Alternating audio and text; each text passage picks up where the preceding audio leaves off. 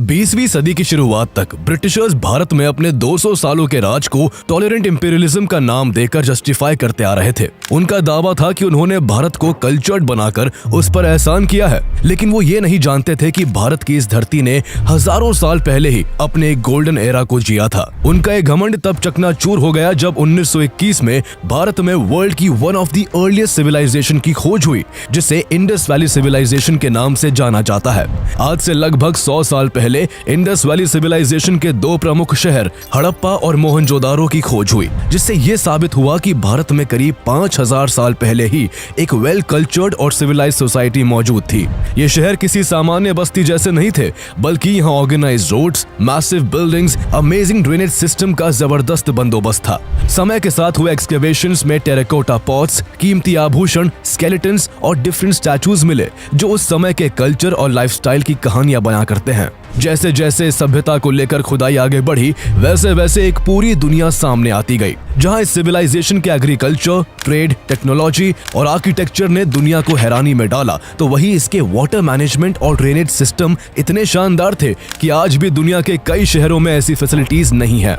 दशकों तक चली खुदाई में यहाँ से उस समय की स्क्रिप्ट का भी पता चला, लेकिन आश्चर्य की बात यह है कि मेसोपोटामियन और इजिप्शियन जैसी एंशिएंट सिविलाइजेशन की लैंग्वेज पढ़ी जा चुकी है, लेकिन इंडस वैली सिविलाइजेशन की स्क्रिप्ट को पिछले 100 सालों की कोशिश के बाद भी आज तक सॉल्व नहीं किया जा सका है। तो आइए जानते हैं कहानी दुनिया की इस प्राचीन और महान सिंधु घाटी सभ्यता की। इस सिविलाइजेशन के बारे में ऐसा क्या खास है जिसने पूरी दुनिया को हैरान कर दिया?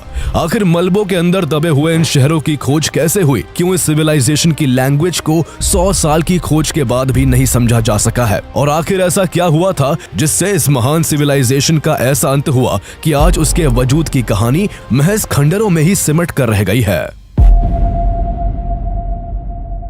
इंडस वैली सिविलाइजेशन की खोज के बारे में जानने के लिए हमें आज से लगभग 2 शताब्दी पीछे जाना होगा, जब साल 1829 में ईस्ट इंडिया कंपनी की नौकरी छोड़ चुके चार्ल्स मेसन एक बार सिख एम्पायर के रूलर महाराजा रणजीत सिंह से मिलने लाहौर जा रहे थे। लाहौर जाने के लिए वो पंजाब प्रोविंस में पहुंचे ही थे कि वहां उन्हें एक जगह बहुत सारे खंडर और उनमें मौजूद तरह तरह के रिमेनिंग्स दिखाई दिए, जो काफी प्राचीन होने का प्रमाण दे रहे थे।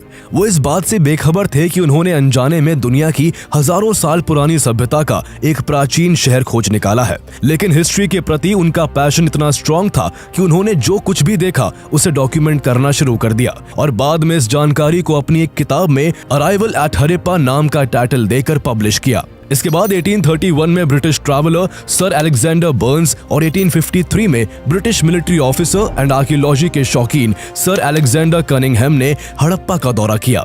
अलेक्जेंडर कनिंघम इस जगह से इतने आकर्षित हुए कि उन्होंने 1856 में फिर से यहाँ का दौरा किया और यहाँ उन्हें खंडरों में कई सिक्के मिले जो हजारों साल पुरानी सभ्यता के होने का प्रमाण दे रहे थे। अलेक्जेंडर कनिंघम को यहाँ की हर चीज एक मिस्ट्री की तरह नजर आ रही थी, जिसे वो सुलझाना चाहते थे। इसलिए 1861 में जब वो मेजर जनरल के पद से रिटायर हुए तो उन्होंने आर्कियोलॉजी की स्टडी और कंजर्वेशन के लिए एक डेडिकेटेड ऑर्गेनाइजेशन को बनाने पर फोकस किया। उनकी ही पहल पर 1861 में आर्कियोलॉजिकल सर्वे ऑफ इंडिया यानी ASI की स्थापना हुई और उनको ASI का पहला डायरेक्टर जनरल नियुक्त किया गया। अलेक्जेंडर कनिंघम पहले व्यक्ति थे जिनकी वजह से ये जगह ASI के संरक्षण में आ गई थी। उन्होंने 1872 और 1873 के अराउंड यहाँ कुछ स्मॉल ट्रायल एक्सकेवेशन भी किए थे, जिसमें मिली चीजों और जानकारियों को लेकर उन्होंने ASI की पहली रिपोर्ट पब्लिश की, जिसमें वहाँ एक सील मिलने की बात की गई थी। एक काले रंग की सील पर बिना कुबड़ वाला एक बैल उकेरा हुआ था,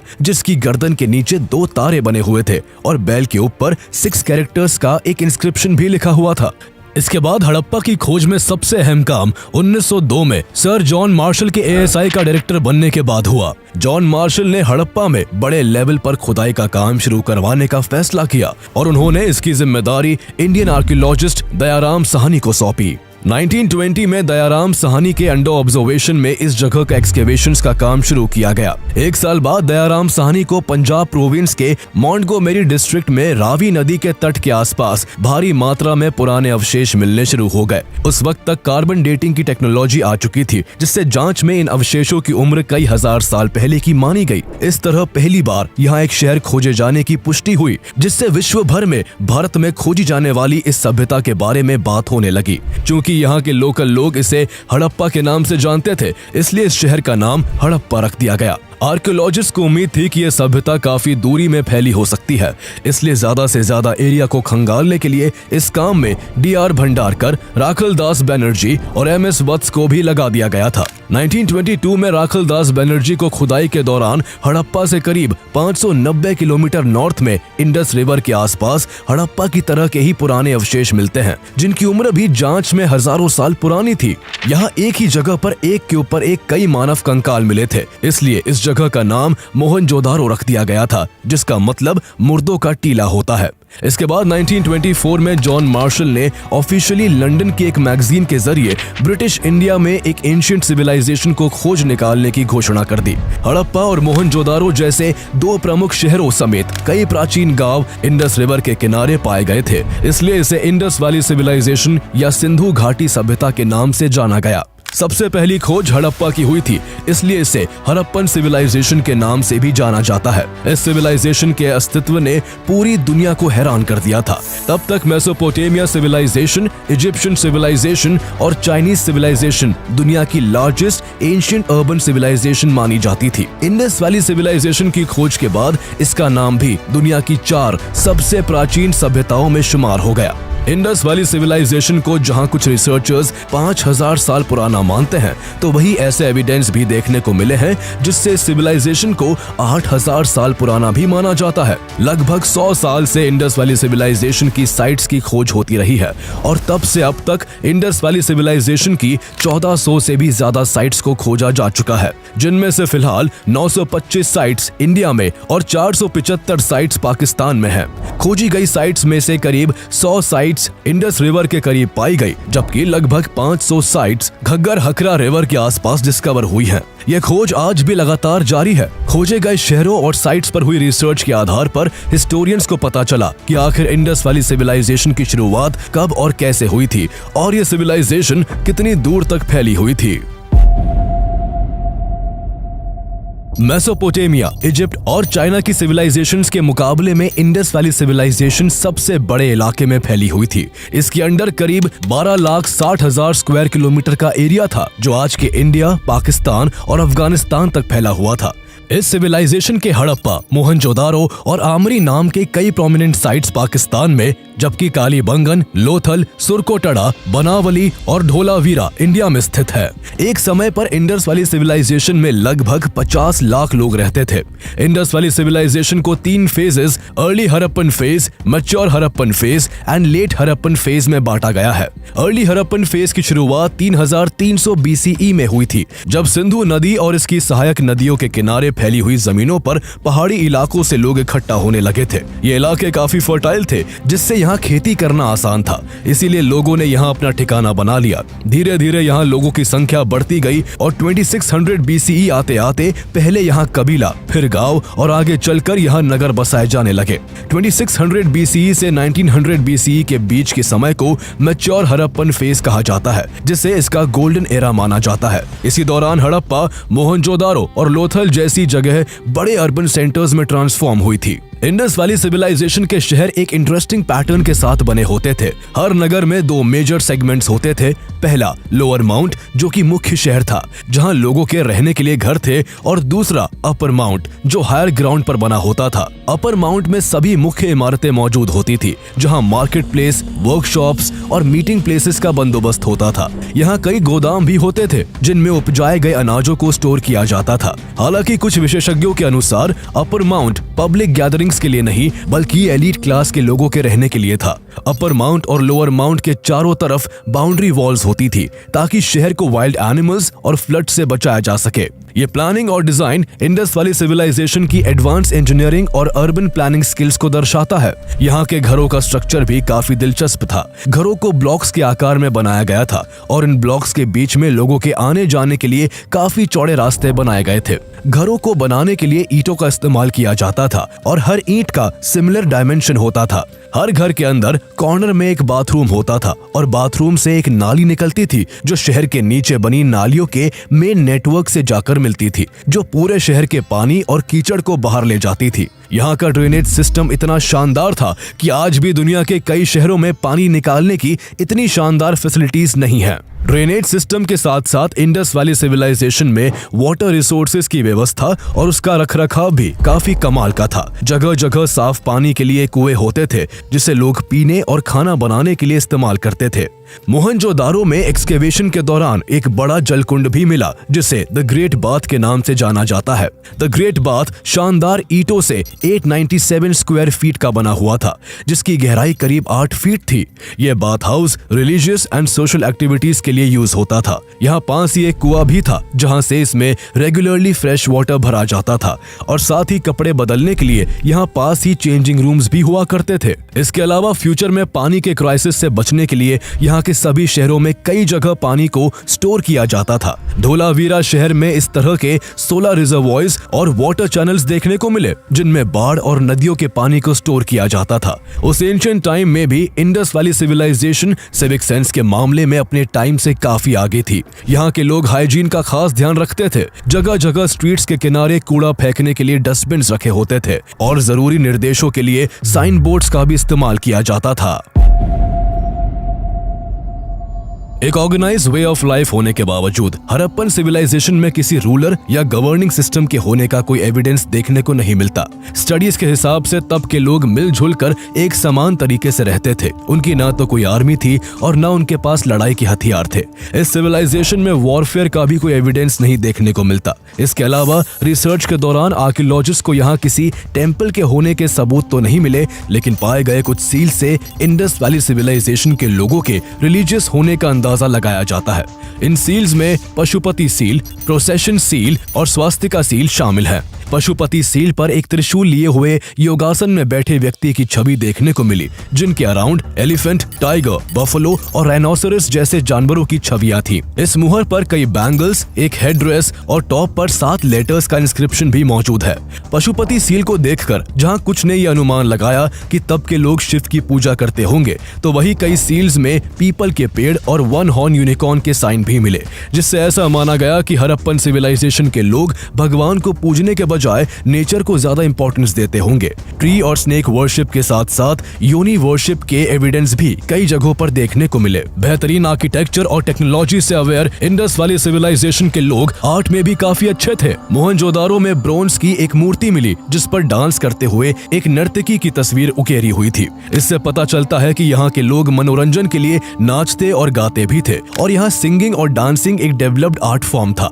लोग मिट्टी, पत्थर और मेटल्स का यूज करके ज्वेलरीज, टॉयज और बर्तन बनाते थे। यहाँ पत्थर से बने औजारों का इस्तेमाल होता था। साथ ही लोग गोल्ड, सिल्वर, कॉपर, लेड और ब्रॉन्ज के बारे में भी जानते थे। गोल्ड, सिल्वर और कीमती पत्थरों के उपयोग से कई तरह के सुंदर आभूषण भी बनाए जाते थे। सिंधु घाटी सभ्यता के लोग अपने लाइवलीहुड के लिए मेनली एग्रीकल्चर और ट्रेड पर निर्भर थे। यहाँ गेहूं, जौ, दाल, सरसों, सब्जी और मसाले की खेती की जाती थी। इंडस वैली के लोग पहले ऐसे लोग थे जिन्होंने सबसे पहले कॉटन का इस्तेमाल किया था। फार्मर्स कॉटन को स्पिन और वीव किया करते थे और लोगों में ऊन के कपड़े पहनने का चलन था। खेती के साथ साथ लोग पशुपालन भी करते थे। ऊंट, भैंस, बकरी, कुत्ता और बिल्ली जैसे जानवरों को पाला जाता था और बैलों से खींची जाने वाली गाड़ियां भी चलाई जाती थी। इसके अलावा लोग बिजनेस के मामले में भी काफी अच्छे थे। ये लोग सिर्फ आपस में ही बिजनेस नहीं करते थे, बल्कि इनका व्यापार ग्लोबल लेवल तक फैला हुआ था। उस दौरान जो कंटेम्प्रेरी मेसोपोटामियन सिविलाइजेशन थी,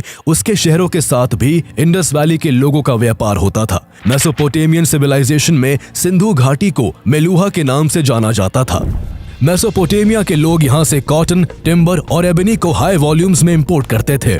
सेसेमी ऑयल और लापिस लाजुली जैसे लग्जरी आइटम्स भी इंडस वैली सिविलाइजेशन से इंपोर्ट किए जाते थे। इतना ही नहीं, सिंधु घाटी के लोग व्यापार के लिए सील्स का इस्तेमाल करते थे, जिन पर खास तरह के सिंबल्स बने होते थे, जिन्हें लोग ब्रांड या पहचान के सिंबल के तौर पर यूज किया करते थे। चीजों को एक्यूरेटली मेजर करने और उनके वजन का सही पता लगाने के लिए वेट्स और मेजर्स इक्विपमेंट्स का इस्तेमाल होता था। इंडस वैली सिविलाइजेशन की साइट से मिली सील्स और रिमेन से यूं तो आर्कियोलॉजिस्ट को इस सिविलाइजेशन के बारे में काफी कुछ पता चला, लेकिन न जाने कितनी ऐसी मिस्ट्रीज हैं जिन्हें सिर्फ इसलिए नहीं सुलझाया जा सका क्योंकि रिसर्चर्स 100 साल की कोशिश के बाद भी आज तक इस सिविलाइजेशन की भाषा को पढ़ने में नाकाम रहे हैं।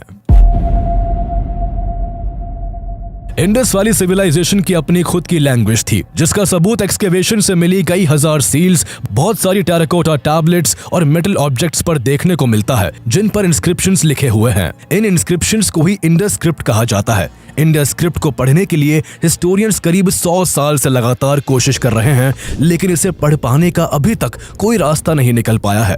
केवल इंडस वैली सिविलाइजेशन को छोड़कर मेसोपोटेमियन, इजिप्शियन और चाइनीज जैसी एंशिएंट सिविलाइजेशंस की भाषा को समझा जा चुका है। अगर इजिप्शियन लैंग्वेज की बात करें तो हिस्टोरियंस इजिप्शियन लैंग्वेज को इसलिए डिकोड कर पाए क्योंकि लगभग 200 साल पहले एक आर्कियोलॉजिकल एक्सकेवेशन में एक बड़ा सा पत्थर मिला था, जिसे रोसेटा स्टोन नाम दिया था। रोसेटा स्टोन पर इजिप्शियन हायरोग्लिफ्स में कुछ लिखा हुआ था जिसे कोई नहीं समझ सकता था, लेकिन इसी स्टोन पर नीचे वही बात एंशिएंट ग्रीक में लिखी हुई थी। चूंकि ग्रीक भाषा को लोग समझते थे, इसलिए पत्थर उस समय गूगल ट्रांसलेट की तरह काम आया और इस तरह इजिप्शियन लैंग्वेज को समझा गया, जिससे उस सभ्यता के बारे में दुनिया को जानने को मिला। लेकिन समस्या यह है कि इंडस स्क्रिप्ट को समझने के लिए ऐसा कोई टैबलेट या स्टोन नहीं मिल सका है, जिस वजह से उसकी भाषा को अभी तक नहीं जाना जा सका है। हालांकि इसके बावजूद 100 से भी ज्यादा बार इस स्क्रिप्ट को पढ़ने के अटेम्प्ट्स हुए हैं, जिससे कुछ बातें श्योरली कही जा सकती है। पहली ये कि इंडस वैली सिविलाइजेशन की लैंग्वेज लेफ्ट टू राइट की बजाय राइट टू लेफ्ट लिखी जाती थी। यहाँ पाए गए कुछ सील्स जिनमें मोस्टली साइंस बने हुए थे, उनमें पाया गया कि जब जब ये साइंस बाई तरफ खत्म हो रहे थे, तब उन्हें काफी चिपकाकर छोटा छोटा लिखा गया था। ये ठीक वैसे ही था जैसे हमें लिखते समय जब जगह कम पड़ने लगती है तो हम लास्ट के वर्ड्स को काफी छोटा और चिपका कर लिख देते हैं। दूसरी चीज ये देखी गई कि सील्स पर जहां इंडस स्क्रिप्ट में कुछ टेक्स्ट होता था, वहां उसके नीचे एक बड़े एनिमल का सिंबल एनग्रेव्ड होता था। सील्स पर राइनोसेरस, एलिफेंट, टाइगर और बुल जैसे जानवरों की छवि देखने को मिलती है। सबसे बड़ी चीज ये है कि इनको देखकर ऐसा लगता है कि जैसे ये पिक्चर्स और टेक्स्ट किसी बहुत बड़े पत्थर पर होते होंगे, जबकि असल में ये स्टोन सील्स सिर्फ 2.5 स्क्वायर सेंटीमीटर से 5 स्क्वायर सेंटीमीटर के छोटे आकार के होते थे, जिनमें टेक्स्ट और एनिमल पिक्चर्स दोनों आ जाते थे। इस सभ्यता की भाषा को समझने की कोशिश में हिस्टोरियंस ने इंडस स्क्रिप्ट के साइंस और सिंबल्स को भी कलेक्ट किया, जिनमें यह पाया गया कि उनकी स्क्रिप्ट में 400 साइंस थे। कुछ साइन और सिंबल्स स्टिक फिगर्स जैसे लगते हैं, जबकि कुछ फिश, टर्टल्स, क्रैब, इंसेक्ट्स और बर्ड्स जैसे दिखते हैं। क्योंकि इंडस स्क्रिप्ट में सिंबल्स की संख्या इतनी ज्यादा है, इसलिए हिस्टोरियंस का मानना है कि इंडस स्क्रिप्ट एक लोगोसिलैबिक स्क्रिप्ट है। लोगोसिलैबिक स्क्रिप्ट में इस तरह के साइंस का इस्तेमाल किसी वर्ड या साउंड को एक्सप्रेस करने के लिए किया जाता है। अगर एग्जाम्पल से समझे तो इंग्लिश अल्फाबेटिक लैंग्वेज है, जिसमें 26 लेटर्स होते हैं। इसके किसी भी लेटर का सेपरेटली कोई मीनिंग नहीं होता है। इन लेटर्स का कोई मीनिंग तभी हो सकता है जब लेटर्स को जोड़कर कोई वर्ड बनाया जाए। लेकिन ठीक उसके ऑपोजिट चीन की भाषा को अगर देखें तो उनमें कोई लेटर नहीं होता है। चीन की भाषा लोगोसिलैबिक है, जिसके अलग अलग साइन होते हैं और हर साइन का सेपरेटली अपना अलग मतलब होता है। ठीक इसी तरह इंडस वैली सिविलाइजेशन में साइन और सिंबल्स की लैंग्वेज का इस्तेमाल होता था। जो सील्स मिले उनमें ये देखा गया कि ज्यादातर इंस्क्रिप्शंस केवल 5 साइंस वाले थे, जबकि कुछ इंस्क्रिप्शंस ऐसे भी हैं जिनमें 26 सिंबल्स देखने को मिले। क्योंकि हड़प्पन कल्चर के लोग फॉरेन में भी ट्रेड करते थे, इस वजह से इंडस स्क्रिप्ट के कुछ सील्स पर्शिया और मेसोपोटेमिया में भी मिले। शुरुआती दौर में जब इंडस स्क्रिप्ट के साइंस वाले सील्स मेसोपोटेमिया में मिले तो कई रिसर्चर्स ने इसे मेसोपोटेमिया की स्क्रिप्ट का ही हिस्सा मान लिया और कहा गया कि इंडस स्क्रिप्ट भी इसी से डेवलप्ड हुई होगी। लेकिन बाद में ऐसे सारे दावे खारिज कर दिए गए। इंडस स्क्रिप्ट की ये गुत्थी कुछ इस कदर उलझी हुई है कि हिस्टोरियंस अभी तक किसी एक थ्योरी पर अग्री नहीं हो सके। सबके अपने अपने ओपिनियंस और एजम्पशंस है। कई बार इंडस स्क्रिप्ट को संस्कृत तो कई बार इसे द्रविड़ भाषा से संबंधित बताया जाता है। वही हिस्टोरियन स्टीव फार्मर के हिसाब से सील्स पर पाए गए साइन असल में कोई भाषा ही नहीं है। उनका कहना है कि अगर ये भाषा होती तो यहाँ के सील्स पर इजिप्ट और मेसोपोटामिया के जैसे लंबे लंबे टेक्स्ट होते। उनके अकॉर्डिंग इंडस वैली के साइन केवल कुछ चीजों को डिनोट करने के लिए होते होंगे। लेकिन सच क्या है किसी को नहीं पता। इंडस वैली सिविलाइजेशन की डिस्कवरी को 100 साल से भी ज्यादा का वक्त बीत चुका है, लेकिन उसकी स्क्रिप्ट अभी तक एक पहेली बनी हुई है। ये पहेली लोगों को रोमांचित भी करती है। इसका अंदाजा इसी से लगाया जा सकता है कि हाल फिलहाल में ही तमिलनाडु के मुख्यमंत्री MK स्टालिन ने यह अनाउंस किया है कि जो कोई भी स्क्रिप्ट को डिकोड कर लेगा उसे उनकी सरकार की तरफ से $10 लाख का इनाम दिया जाएगा। अब देखना होगा कि इंडस स्क्रिप्ट की मिस्ट्री को कब तक सुलझाया जाता है। लेकिन मिस्ट्री केवल इंडस वाली सिविलाइजेशन की भाषा को लेकर ही नहीं है, बल्कि एक रहस्य यह भी है कि जब ये सिविलाइजेशन इतनी एडवांस्ड, मॉडर्न, पीसफुल और वेल्दी थी तो आखिर इस महान सभ्यता का अंत कैसे हुआ।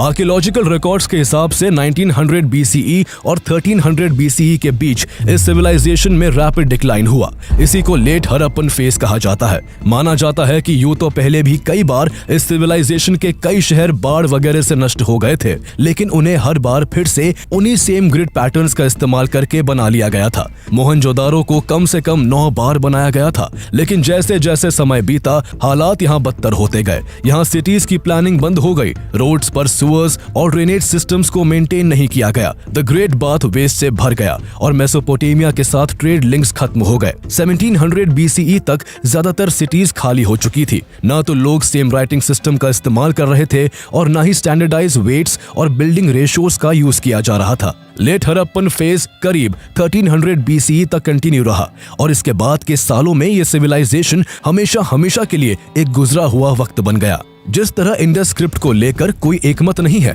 उसी तरह इंडस वैली सिविलाइजेशन के डिक्लाइन का विषय भी काफी डिबेटेबल है। इसके डिक्लाइन के पीछे कई तरह के कारण बताए जाते हैं। एक थ्योरी के अनुसार इंडस वैली के एनवायरनमेंट में लगातार चेंजेस आए, जिससे इस क्षेत्र में मानसून की कमी आ गई, जिससे यहाँ अक्सर सूखा पड़ने लगा और खेती करना मुश्किल हो गया। सालों तक बारिश न होने की वजह से यहाँ बहने वाली नदियों का पानी सूख गया, जिनके सहारे सिविलाइजेशन के लोग खेती करते थे। नदियों के सूख जाने से उनके ट्रेड पर भी काफी बुरा इम्पैक्ट पड़ा और उनका बिजनेस ठप पड़ने लगा। एक ही साथ फसलों के चौपट होने और व्यापार बंद होने से उनकी इकोनॉमिक एक्टिविटीज अचानक से रुक गई। माना जाता है कि ऐसा लगातार कई साल और दशक तक चलते रहने से यहाँ के काफी लोग भूख के कारण तड़प कर मर गए होंगे और काफी लोग गंगा नदी के मैदानों की तरफ माइग्रेट कर गए होंगे। कई रिसर्चर्स ने इंडस वैली के डिस्ट्रक्शन के लिए यहाँ नेचुरल डिजास्टर्स की थ्योरी दी। उनके हिसाब से यहाँ लार्ज स्केल पर अर्थक्वेक या फ्लड आए होंगे, जिस वजह से पूरी सिविलाइजेशन बर्बाद हो गई होगी।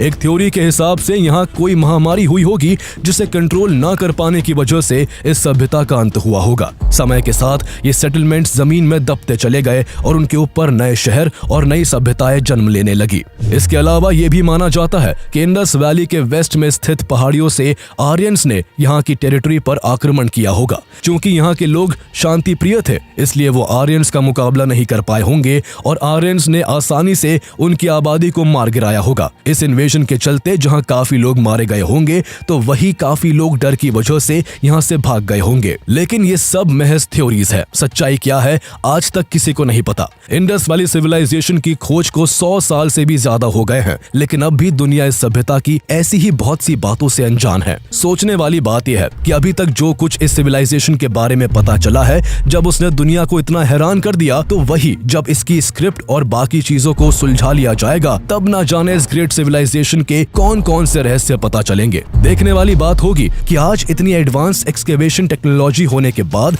आखिर कब तक इस सिविलाइजेशन की बाकी गुत्थियों को सुलझाया जा सकेगा।